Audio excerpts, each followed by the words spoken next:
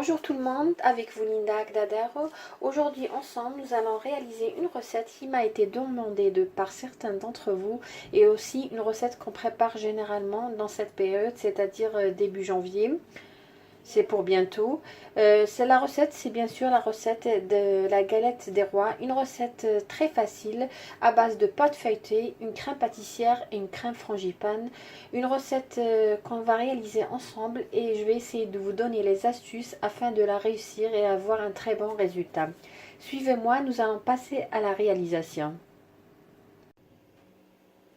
Tout d'abord, nous allons commencer par réaliser une crème pâtissière.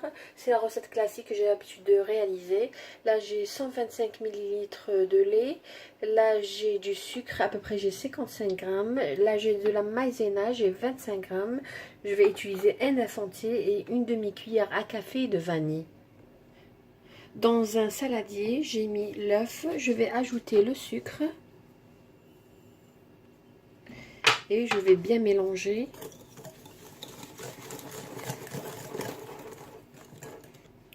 Entre-temps, j'ai mis le lait dans une casserole. Là, je vais ajouter la maïzena.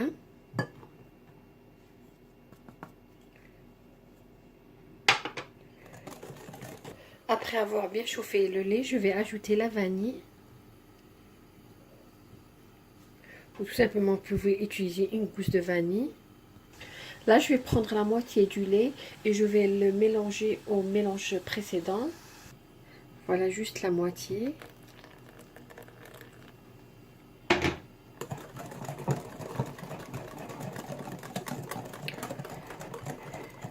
Et je vais le remettre dans la casserole avec le reste du lait.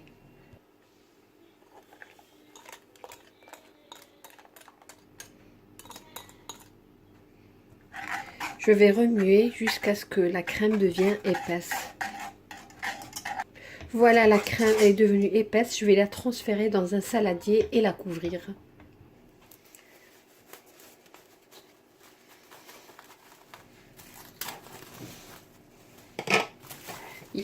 Il faut filmer au contact pour que on n'aura pas une pellicule qui va se former ou une croûte. Voilà, c'est très important. Et je vais la mettre de côté et nous allons passer à la réalisation de la frangipane. Pour la réalisation de la frangipane, j'aurai besoin, là j'ai 110 g de poudre d'amande. Moi je les achète à Lidl tout près, ils sont magnifiques. Si vous avez des amandes à la maison, ne les grillez pas, juste passez les amandes au hachoir et avoir une fine poudre. Là j'ai 2 œufs entiers, là j'ai 110 g de beurre mou et j'ai 110 g de sucre. Dans un saladier profond, je vais mettre le beurre ou la margarine.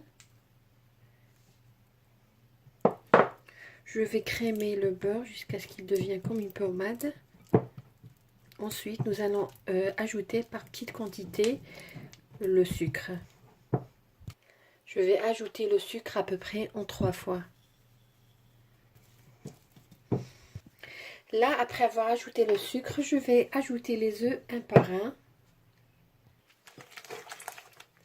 Et là, à la fin, bien sûr, la poudre d'amande. Et de ma part, c'est facultatif. Pour masquer le goût des œufs, je vais tout simplement ajouter un peu de zeste de citron. Là, je vais la réserver de côté le temps que ma crème pâtissière refroidisse.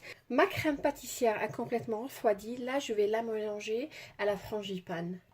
Je vais bien mélanger délicatement. Voilà, ma crème, elle est prête. Là, je vais la transférer dans une poche à douille.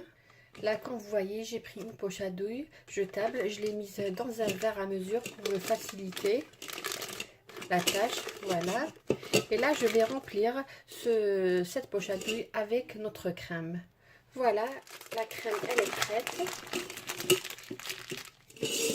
Là, qu'est-ce que je vais faire? Je vais tout simplement la réserver dans le réfrigérateur jusqu'au moment de l'utilisation. Là, comme vous voyez, j'ai 2 rouleaux de pâte feuilletée du commerce, mais vous pouvez tout simplement utiliser, la préparer à la maison. Je vous mettrai tout à l'heure dans la boîte d'infos le lien pour la vidéo que j'avais déjà réalisée pour cette pâte, avec laquelle j'ai déjà réalisé des millefeuilles. Là, je viens de la faire sortir du réfrigérateur. Nous allons couper nos disques pour la réalisation de la galette. Là, comme vous voyez, j'ai étalé la pâte. L'épaisseur ne doit pas dépasser les 2 mm. Là, j'ai pris, vous pouvez prendre une assiette. Là, j'ai pris ce moule dont le diamètre est 25 cm. Et je vais découper un cercle de 25 cm. Voilà.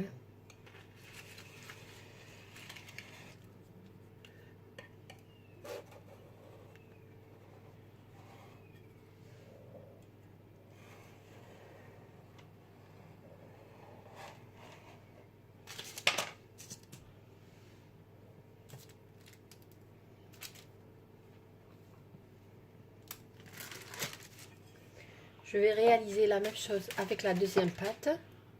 Même chose, nous allons prendre notre moule ou une assiette tout simplement.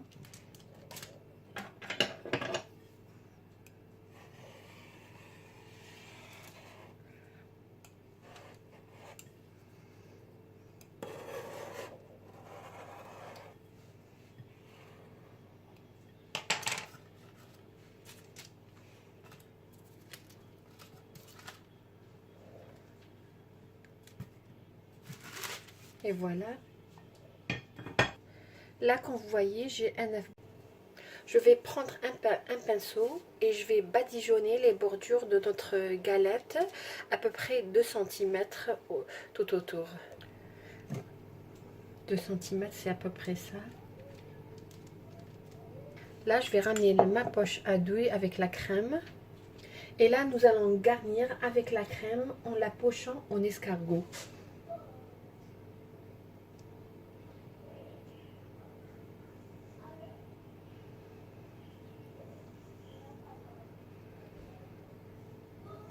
Après avoir poché la crème, nous allons tout simplement mettre le deuxième disque.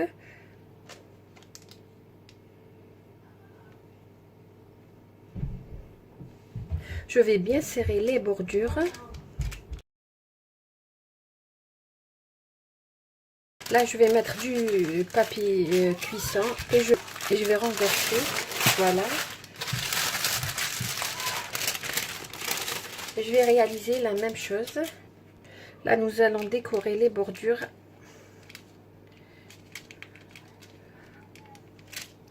avec le dos du couteau.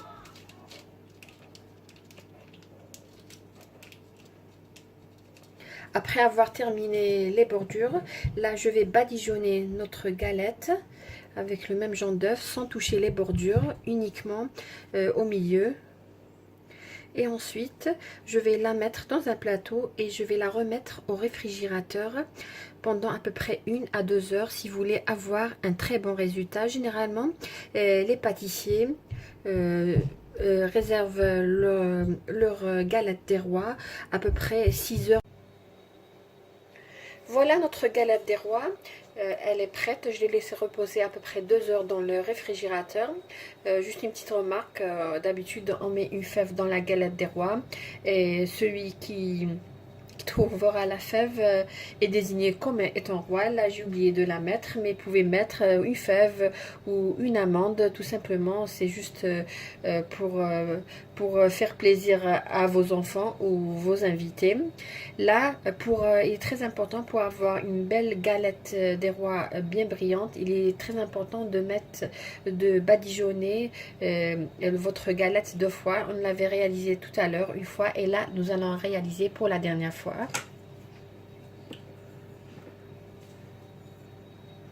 Entre temps, j'ai préchauffé mon four à 180 degrés.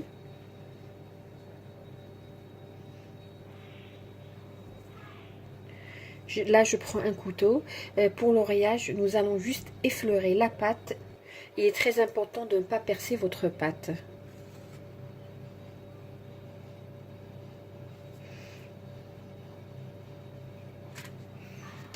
Comme vous voyez, j'ai terminé le rayage de notre galette des rois. Il est très important que votre galette cuise très bien parce que tout simplement, comme vous savez, ça peut prendre facilement des couleurs, mais l'essentiel c'est à l'intérieur.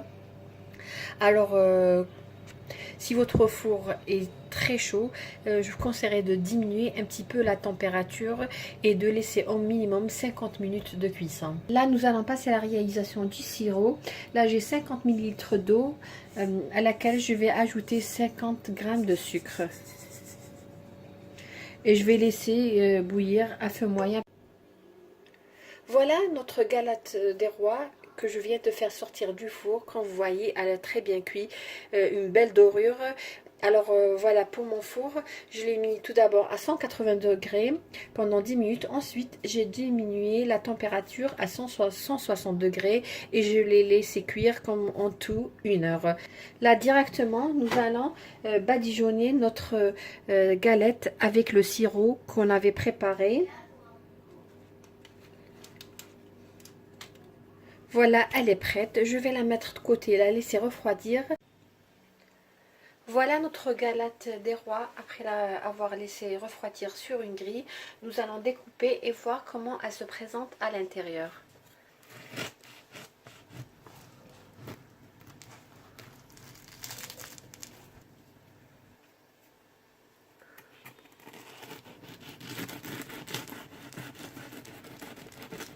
Voilà comment elle se présente notre galette des rois à la découpe.